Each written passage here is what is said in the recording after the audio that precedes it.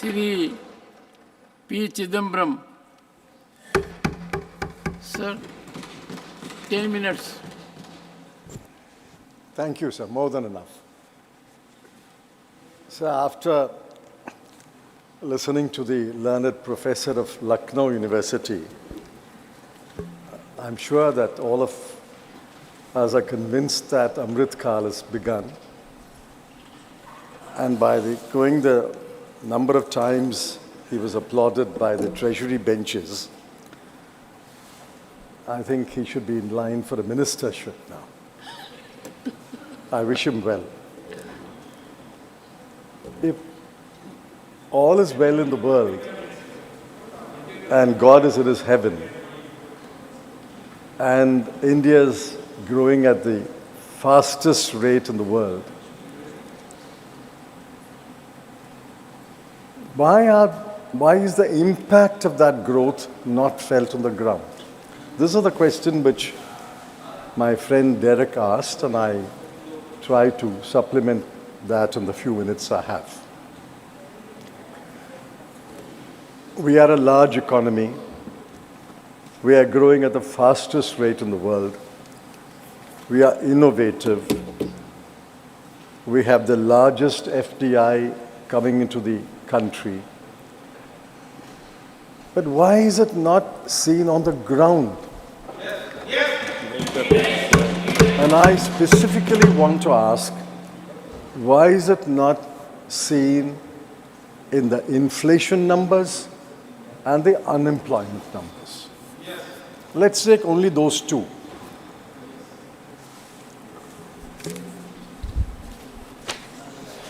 Now, what are the unemployment numbers? And I'm going by official numbers.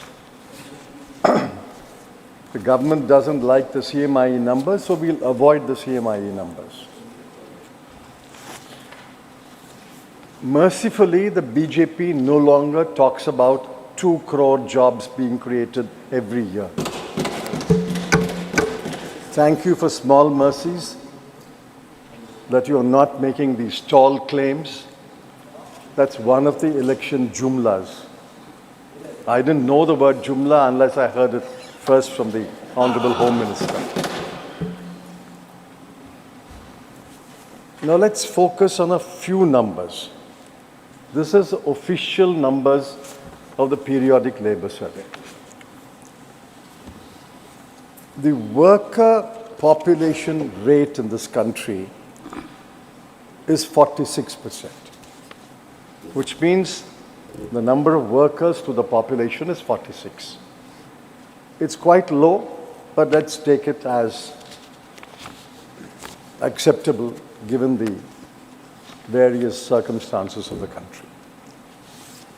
Of the worker population, that is 46% of the total population, male worker population is 69%, but the female is only 22%. Of the worker population, less than 50% actually work. So if you apply 50% on 46%, effectively it means only that 23% of the people work. This has more or less been constant in the last 9.5 years of the BJP government. Now, why, I ask, if we have such scintillating growth, why is this numbers not improving? Now, my learned friend Derek O'Brien gave the numbers. In the age group 15 to 24, the unemployment rate is 23.22. Among graduates under the age of 25, the unemployment rate is 42%. Graduates between the year 25 to 29, it is still 23%. Graduates between the years of 30 to 34, it is close to 10%. It's 9.8%. A graduate in this country, and I spoke at a college, I said, I'm not frightening you, but you will graduate here But unfortunately, 1 out of 4 will be unemployed. And even until the age of 35, 1 out of 10 will be unemployed. Why is this spirited growth, scintillating growth, not turning into jobs? That's the first question I'm asking. And keep in mind, most employment in this country is self-employment, 57%. Regular wage employees has declined from 24% to 21%. Apart from the quantity, the quality of employment is also poor. So I want the government to answer, why is this 10-year splendid period not reflecting in employment figures? The second one is about price rise. And on price rise, yes, inflation has come down in the last couple of months. I'm not disputing that. But please remember that even today, the CPI inflation is above the tolerance limit of 4 to 6% of the RBI. Food and light inflation is 4.3. Fuel and light inflation is 4.3. Food inflation is 9.2. What does the combination of high unemployment and high prices, what does it mean?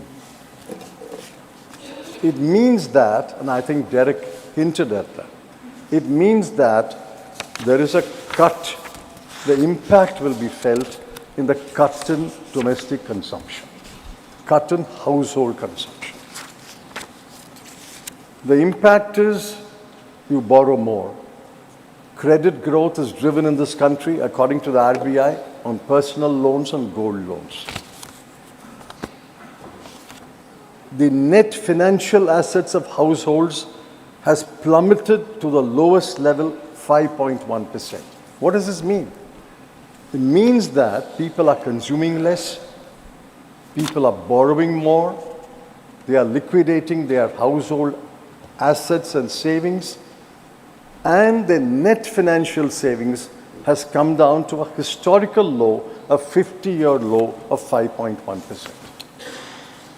It also shows up elsewhere. It shows up, for example, in matters like child malnutrition.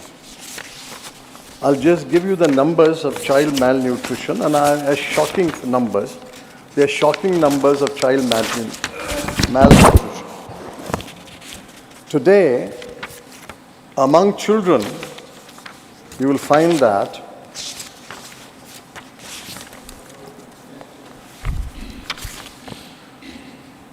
16.3% of children are undernourished, 19.3% of children are wasted, 35.5% of children are stunted. It shows up again in the food that the children get. And add to that Derek's numbers, under the age of 5, so many people die because of hunger. Why is it not showing up in consumption? It also shows up in education. Their mental growth. Today, in a class 8, only 70% of the children can read a class 2 text. And only 45% of children can do basic arithmetic. In class 8, you can't do basic arithmetic, you can't read a class 2 text. So ultimately, the question is, who is this government for?